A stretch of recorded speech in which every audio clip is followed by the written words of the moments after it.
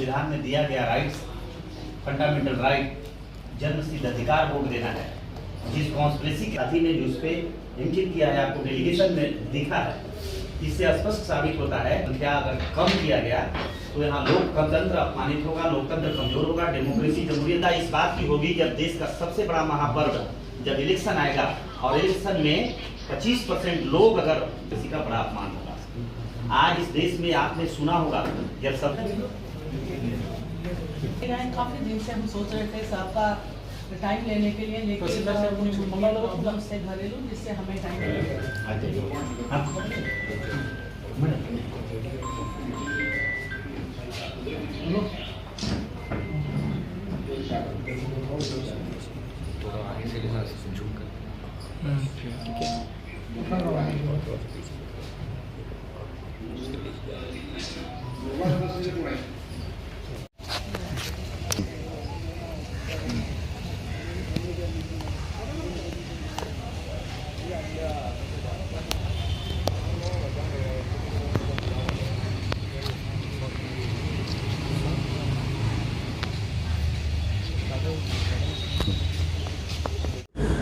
आम्ही आमचा शिष्टमंडळ महाराष्ट्र प्रदेश काँग्रेस कमिटी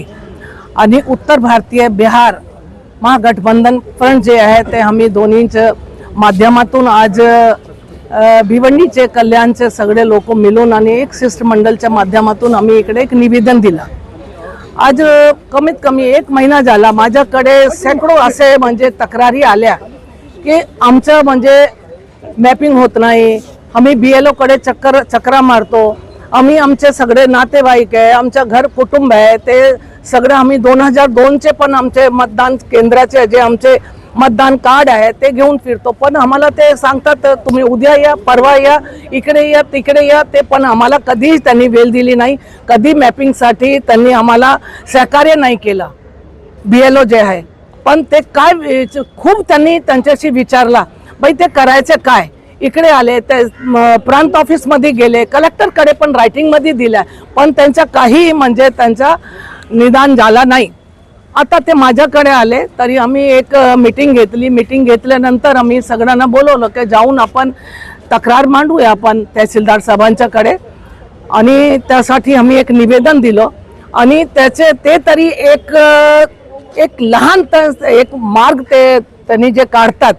म्हणजे त्याचा मागचा उद्देश वेगळा आहे। त्यांचा मागचा उद्देश आहे ते मायनॉरिटी, SC, ST, OBC ते समाजाला त्यांनी बाहेर पाडण्यासाठी आणि RSSच्या विचारधाराच्या लोकांना इकडे समाविष्ट करण्यासाठी ते लोक काय त्यांची प्रक्रिया चालू आहे। ते स्पष्टपणाने म्हणजे दिसते, सगळ्यांना दिसते, कोणी बोलते कोणी बोलत नाही,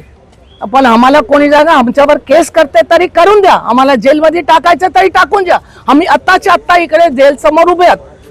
आम्हाला काही परवा नाहीये, पण आम्ही जनतासाठी लढणार म्हणजे लढणार, आम्ही जनतासाठी न्याय मिळवून देणार म्हणजे देणार। आम्ही पश्चिम बंगालसाठी जे आता केलं संपूर्ण दुनियाभरला माहिती आहे ते म्हणजे काय झाला, कसा केला त्यांनी, आणि आम्ही महाराष्ट्राला ते पश्चिम बंगाल होऊन देणार नाही।